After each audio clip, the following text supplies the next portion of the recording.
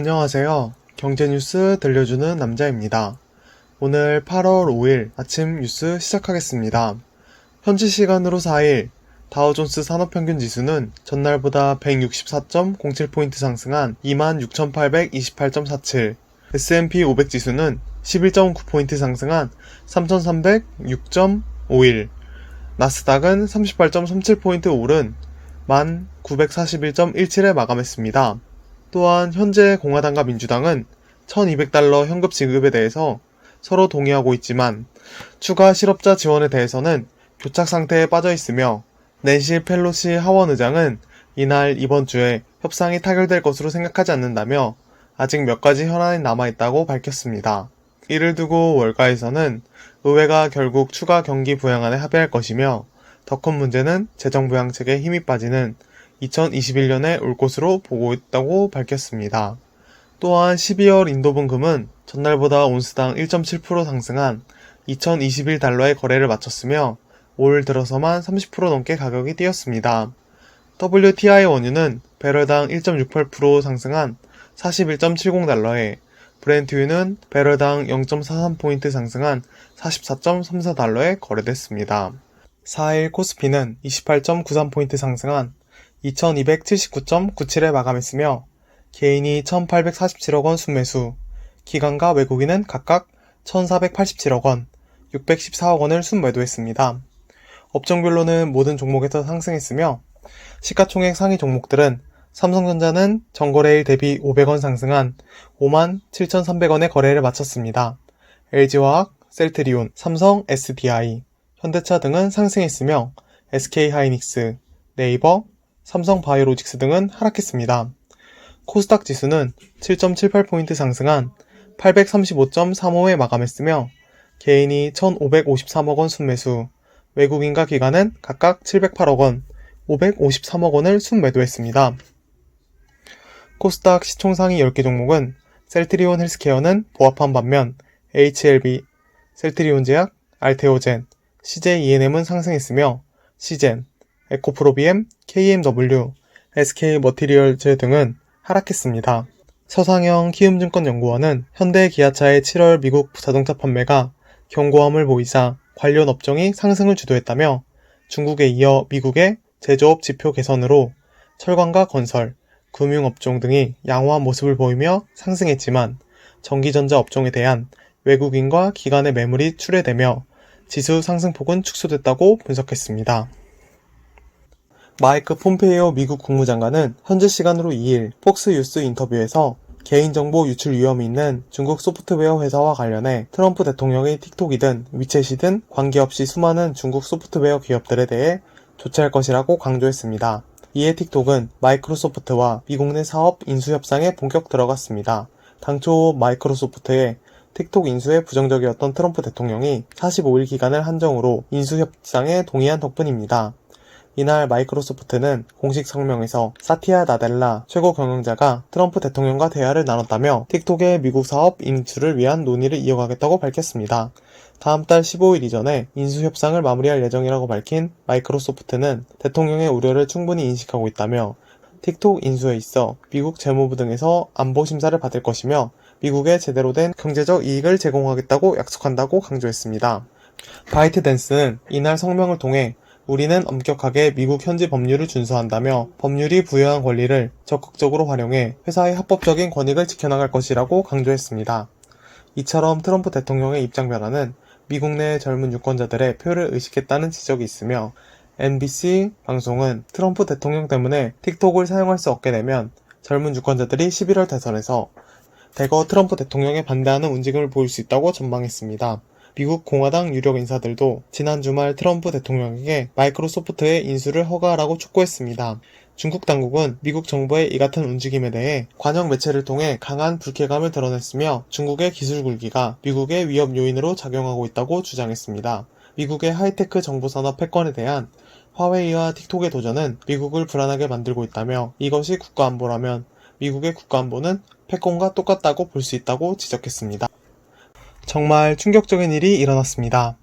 4일 중국 현지 언론과 반도체 업계에 따르면 지난 6월 ARM 영국 본사는 중국 법인 최고 경영자인 앨런 우를 해고하는 인사 조치를 했지만 ARM 차이나는 이에 불복, 독자 경영을 발표했습니다. 하지만 ARM 차이나는 이 같은 주장은 사실이 아니며 본사의 결정은 무효라고 맞서며 ARM 차이나는 지난달 말께 이 같은 내용의 공개 서한을 중국 정부에 전달하고 독립을 공식화하며 200여 명의 ARM 차이나 직원들이 이 서한에 직접 서명했습니다. 또한 ARM 차이나는 중국 정부가 통제하는 회사라고 강조했습니다. 이처럼 중국의 반도체 굴기가 결국 본색을 드러냈다는 분석이 나오고 있습니다. 국내 반도체 업계 관계자는 본사의 인사 명령을 거부한다는 게 있을 수 있는 일인가 라며 보고도 믿기지 않는다. 중국 공산당이니까 가능한 것 같다. 충격이다 라고 말했습니다. 이와 관련해서 삼성전자, SK하이닉스 등은 중국 현지에서 비슷한 일을 겪을 가능성은 낮은 것으로 보면서도 비상계획을 마련해놓고 있습니다. 또한 ARM의 본사와 중국 법인의 싸움이 커지게 되면 영국과 중국의 외교에도 영향을 미칠 것으로 분석되고 있습니다. 3일 한국조선해양은 유럽 및 버뮤다 소재 선사 등으로부터 17만 4천 제곱미터급 LNG 운반선 6척을 수주했다고 밝혔습니다. 4척은 이미 수주를 확정지었고 2척은 이달 중순 수주 계획을 체결하기로 했습니다. 여기에 6척을 추가로 발주한다는 옵션 계약도 맺었으며 이번 수주 금액은 최대 2조 7천억 원에 달할 것으로 보입니다. 이번 LNG 운반선 건조 계약은 국내 조선사로는 올해 첫 수주이며 올해 상반기 전 세계 LNG 운반선 발주량은 코로나19 여파로 전년 동기 대비 5분의 1 수준으로 줄어든 6척에 불과했습니다. 다만 업계는 한국 조선사들이 잇따라 LNG 운반선을 수주할 것으로 예상하고 있는데 국내 조선사와 100척 이상 가계약을 맺은 카타르 LNG 프로젝트를 비롯해 모잠비크, 러시아 아틱2 프로젝트 등이 활발히 진행 중이기 때문입니다.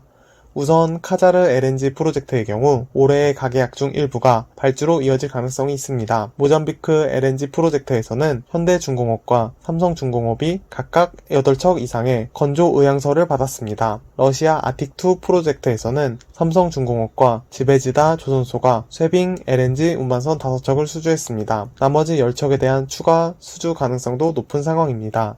대우조선해양도 이 프로젝트에서 5척을 확보할 것으로 보입니다. 박무현 연구원은 전 세계적인 친환경 정책 등으로 LNG 수요 증가세는 앞으로 가파라질 것이며 중국 업체의 부진으로 LNG 운반선 시장에서 국내 조선사들의 입지는 더욱 공고해질 전망이라고 분석했습니다.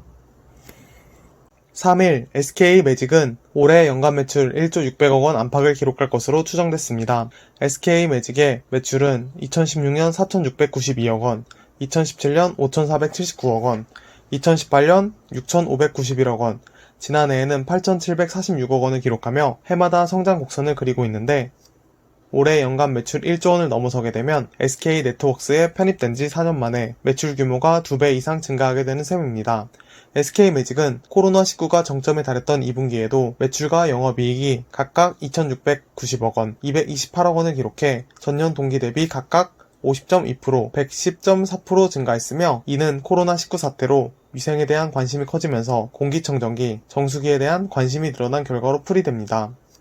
렌탈 계정수 역시 SK네트워크스 인수 당시 97만 개 수준이었는데 지난달 누적 기준으로 190만 개를 넘어섰습니다. 특히 제품군 중 가스레인지, 식기세척기, 전기레인지, 전기오븐, 전자레인지 등은 시장 점유율 1위에 올라 있습니다. SK매직의 올해 계정 목표는 220만 개로 알려졌습니다.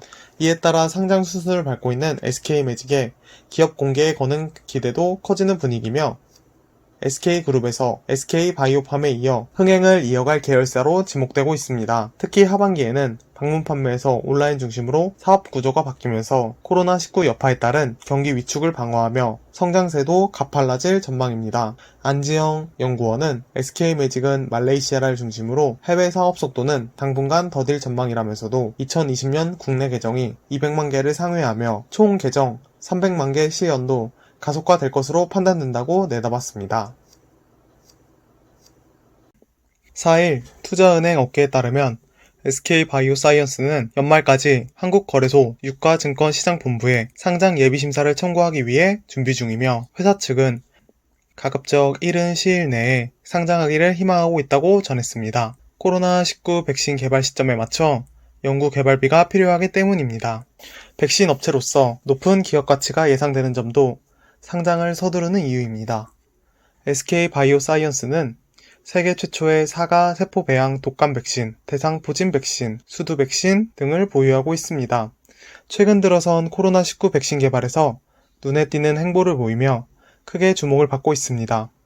5월엔 빌앤멀린다 게이츠 재단에서 360만 달러 규모의 연구 개발비를 지원받기도 했습니다. 영국 글로벌 제약사 아스트라제네카와 코로나19 백신 공급 위탁 생산 계약을 맺은 것도 호재로 평가받고 있습니다.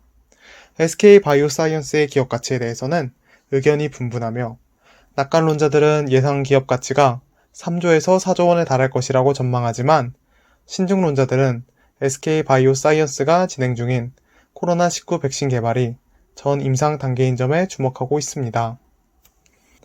4일 네이버는 자회사 라인과 소프트뱅크의 자회사 Z홀딩스의 주식회사 경영 통합과 관련한 현지 반독점 심사가 모두 승인 완료됐다고 공시했습니다. 이로써 네이버는 라인을 연결해서 분할해서 야오재팬을 이끄는 Z홀딩스와의 경영 통합을 추진합니다. 야오재팬은 일본 최대 인터넷 검색 엔진이고 네이버 라인은 일본에서 국민 메신저로 통하고 있습니다.